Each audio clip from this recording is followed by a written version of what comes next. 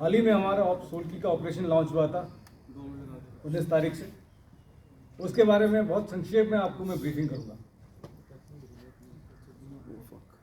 पिछले कुछ दिनों से हमको ये लगातार खबर मिल रही थी कि 2 टेररिस्ट कालाकोट के इलाके में यहाँ पे अपनी गतिविधियाँ बढ़ा के उन्होंने काम बढ़ा रखा है।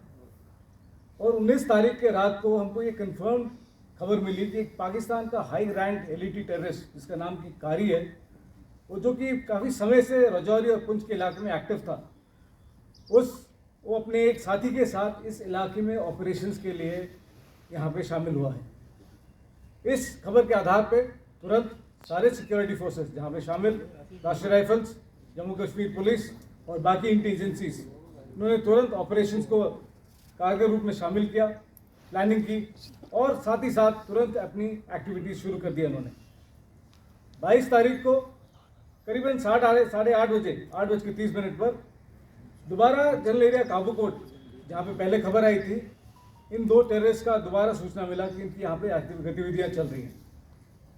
इस खबर के आधार पर सर्च ऑपरेशन लॉन्च किए गए,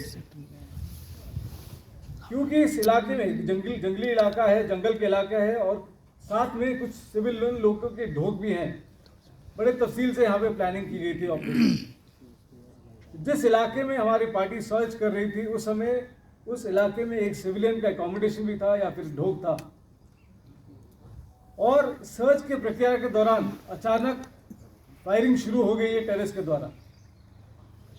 सिविलियंस को खतरा, कि सिविलियंस की जान को खतरा, जहाँ की वहाँ पे लेडीज भी थे और बच्चे भी थे।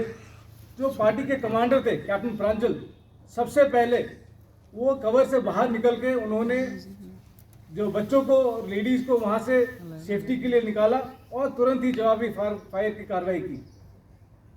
कैप्टन प्रांजल, एमवी प्रांजल और उनके टीम मेंबर्स लगातार टेररिस्ट को एंगेज करते रहे और फायर बरकरार बना के रखे ताकि वो टेररिस्ट वहाँ से निकल ना पाए।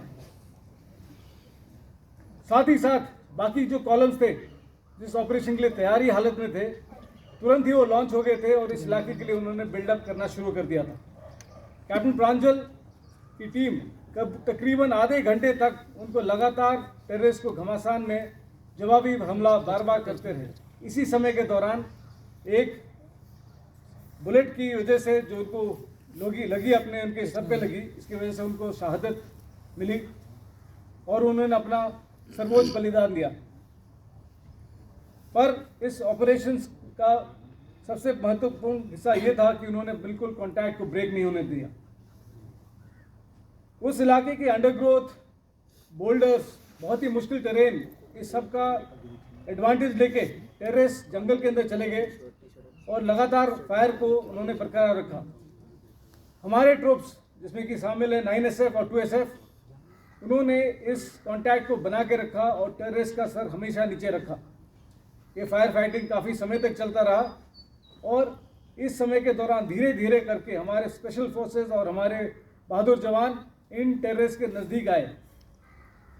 इस प्रक्रिया के दौरान हमारे 3 सोल्जर्स